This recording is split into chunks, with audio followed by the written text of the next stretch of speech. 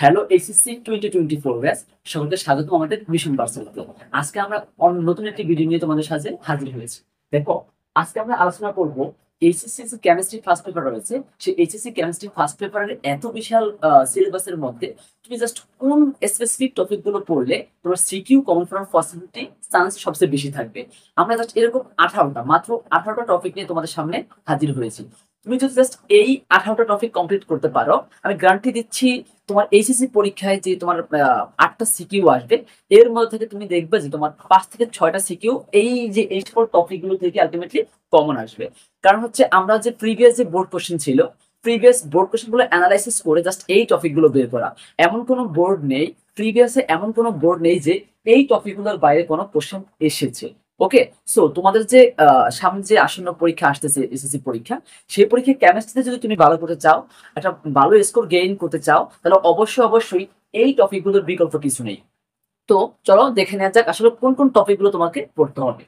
তো first of all দেখো, তোমাদের কিন্তু যে এইচএসসি শর্ট সিলেবাস রয়েছে, কেমিস্ট্রির শর্ট সিলেবাস, এই কেমিস্ট্রির শর্ট সিলেবাসে টোটাল 4টা চ্যাপ্টার রয়েছে।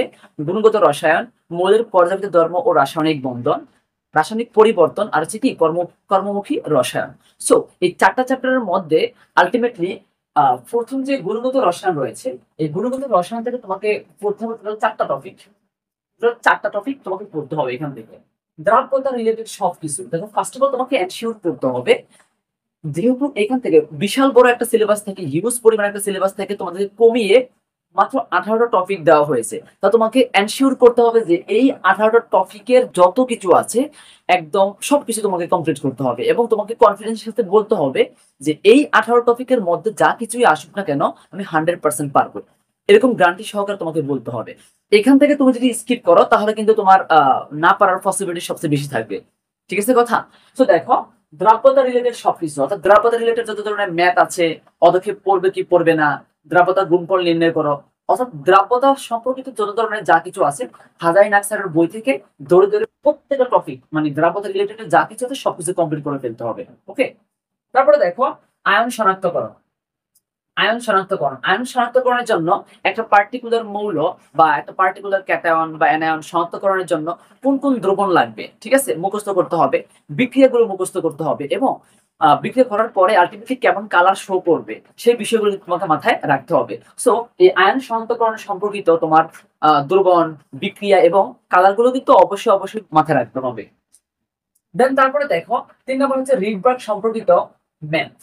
খুবই গুরুত্বপূর্ণ কথা। দেখো, তোমার হচ্ছে আলটিমেটলি যে রিডবার্গের যে সূত্রটা রয়েছে, সেই সূত্র দিয়ে তোমার ম্যাথ গুলো করতে হবে। এবং হচ্ছে মনে করো লাইমেন সিরিজ, বামার সিরিজ, ফার্স্টেন সিরিজ, এগুলো আলটিমেটলি কোনটা কোন রেঞ্জের মধ্যে পড়ে, অবলোহিত অঞ্চল, দৃশ্যমান অঞ্চল, অতি বেগুনি অঞ্চল, কোনটা কোন অঞ্চলে পড়ে, এই বিষয়গুলো মাথায় রাখতে হবে। এবং রিডবার্গ সম্পর্কিত যত ধরনের ম্যাথ আছে ছোটখাটো, সকল ধরনের ম্যাথ গুলো করে ফেলতে হবে। তারপরে দেখো, ফাইনালি এই চ্যাপ্টারের জন্য কোয়ান্টাম সংখ্যা খুবই ইম্পর্ট্যান্ট। কোয়ান্টাম সম্পর্কিত যত ধরনের তথ্য আছে, কোয়ান্টাম সংখ্যা রিলেটেড, মনে করো যে তোমার এসপি, ডিএফ, এগুলোর আকৃতি, বৈশিষ্ট্য, দেন হচ্ছে তোমার হচ্ছে 3 নাম্বার যে কক্ষপথ রয়েছে, 4 নাম্বার কক্ষপথ রয়েছে, সেগুলোর তোমার ইলেকট্রন সংখ্যা নির্ণয়, অরবিটাল সংখ্যা নির্ণয়, এই যে বিষয়গুলো রয়েছে, হিউজ বিষয়গুলো, এই প্রত্যেকটা বিষয় তোমাকে ডিটেলস দেখতে হবে। অর্থাৎ কোয়ান্টাম সংখ্যা রিলেটেড এর মধ্যে যা কিছু আছে সবকিছু পড়ে ফেলতে হবে। এন্ড আমি হচ্ছে এই 4টা টপিকের সাথে, এই চ্যাপ্টারের সাথে আরেকটা টপিক জাস্ট ইনক্লুড করতে চাই, সেটা হচ্ছে আউটবাউ নীতি, ফাউডেন বর্জন নীতি, আর হচ্ছে হুন্ডের নীতি। এই 3টা টপিক, মানে 3টা টপিক বলতে জাস্ট ওই যে ইলেকট্রন বিন্যাসের যে প্রসিডিউর গুলো আছে, আউটবাউ, ফাউডেন বর্জন নীতি, আর হচ্ছে হুন্ডের নীতি, এই 3টা জিনিস একটু দেখে রাখবা এই 4টা টপিকের সাথে। ওকে, তাহলে গুণগত রসায়ন নিয়ে তোমাকে আর কোন রকম টেনশন করতে হবে না। দেখো, গুণগত রসায়ন চ্যাপ্টারটা কিন্তু খুবই বড়, ঠিক আছে। তো এত বড় চ্যাপ্টার, এত বিশাল চ্যাপ্টার থেকে জাস্ট মাত্র কয়েকটা টপিক, সো এগুলো একটু অবশ্যই ভালো করে দেখতে হবে।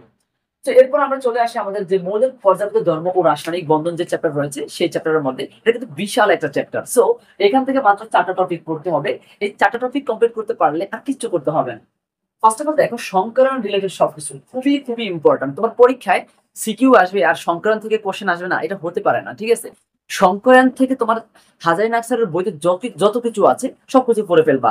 মনে করো যে SP3 সংকরায়ন, SP2 সংকরায়ন, SP সংকরায়ন, এগুলোর হচ্ছে আকৃতি কেমন, এক্সাম্পল গুলো, বন্ধন কোণ, ঠিক আছে। তারপর হচ্ছে গিয়া সংকরণ নির্ণয়ের যে প্রসিডিউর গুলো আছে, প্রত্যেকটা বিষয়ে সংকরণ সম্পর্কিত যা কিছু আছে সবকিছু পড়ে ফেলতে হবে।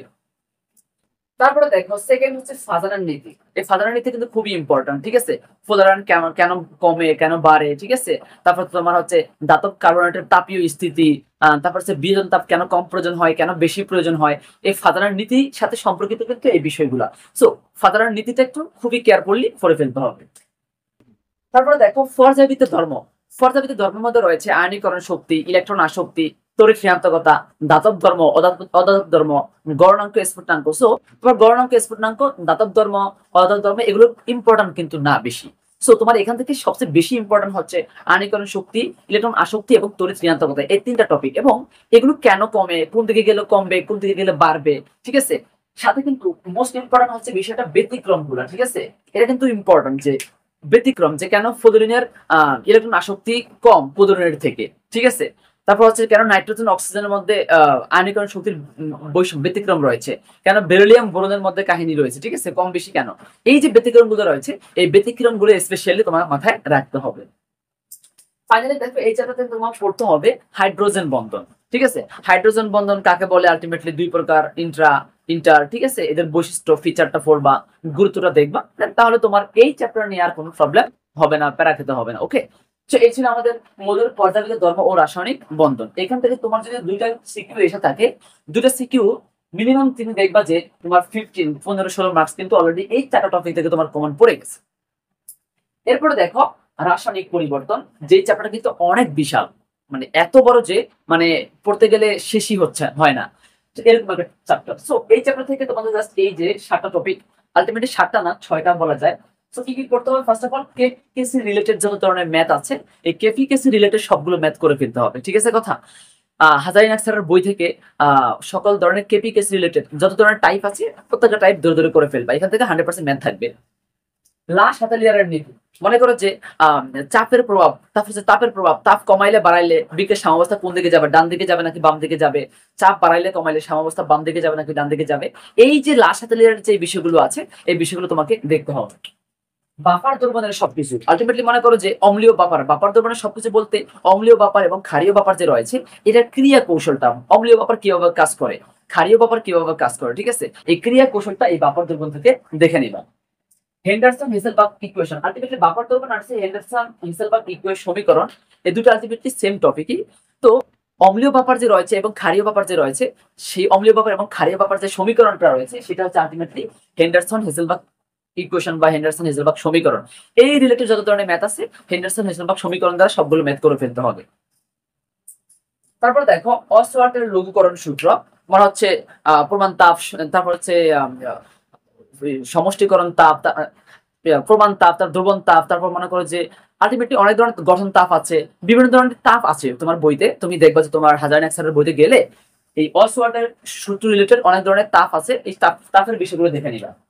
তারপরে দেখো হেসের সূত্র রিলেটেড ম্যাথ, হেসের যে তাপ সমষ্টিকরণ সূত্র রয়েছে, আলটিমেটলি একটা বিক্রিয়া থেকে তুমি প্রোডাক্টে যখন যাইবা, তুমি যেই যেই প্রসেসে যাও না কেন, তোমার আদি অবস্থা এবং শেষ অবস্থা সমান থাকলে যেভাবেই যাও তোমার আলটিমেটলি টোটাল তাপটা সমান থাকে, ঠিক আছে। এই যে হেসের যে সূত্র রিলেটেড সমষ্টিকরণ সূত্র রিলেটেড যে ম্যাথ রয়েছে, সবগুলো ম্যাথ দেখে নিবা।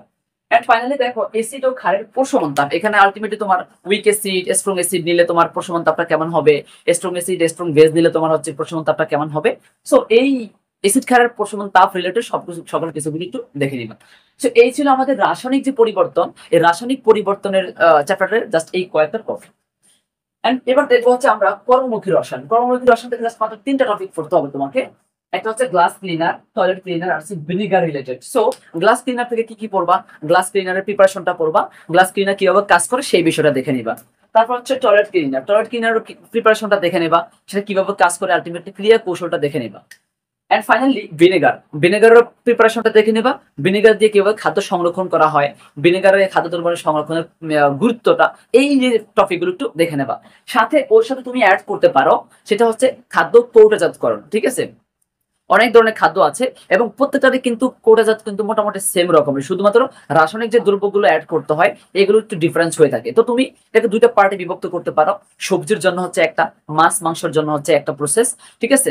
আলটিমেটলি সিদ্ধ ধোয়া এই প্রসেসগুলো কিন্তু একই রকম সবগুলোর জন্য, কিন্তু রাসায়নিক যে কেমিক্যাল গুলো তুমি অ্যাড করবা, দ্রব্যগুলো যে দিবা, সেগুলো সবজির জন্য হচ্ছে একরকম আর মাছ মাংসের জন্য হচ্ছে একরকম। সো এই ছিল আমাদের কেমিস্ট্রি যে ফার্স্ট পেপার রয়েছে, এই ফার্স্ট পেপারের টপ 18টা 19টা টপিক, ঠিক আছে? এই 18টা 19টা টপিক তুমি কমপ্লিট করো আগে বই থেকে ধরে ধরে, দেন তুমি টেস্ট পেপার নিয়ে বসে যাও। টেস্ট পেপার নিয়ে বসে গেলে তুমি দেখবা যে আলটিমেটলি এই টপিকের বাইরে কোনো সিকিউ আসতেছে না, প্রত্যেকটা সিকিউ জাস্ট এই টপিকের মধ্যে থেকেই আসতেছে। আর হ্যাঁ, এমসিকিউর জন্য অবশ্যই অবশ্যই তোমাকে দাগানো বই পড়তে হবে। আমাদের যে দাগানো বইয়ের পিডিএফটা রয়েছে সেটা অবশ্যই আমরা তোমাদেরকে দিয়ে দেবো। সেই দাগানো বইটা পড়লে তোমার অলরেডি এমসিকিউ থেকে নিয়ে আর কোনো প্রবলেম হবে না। তো এই ছিল আমাদের কেমিস্ট্রি ফার্স্ট পেপারের সাজেশনটা।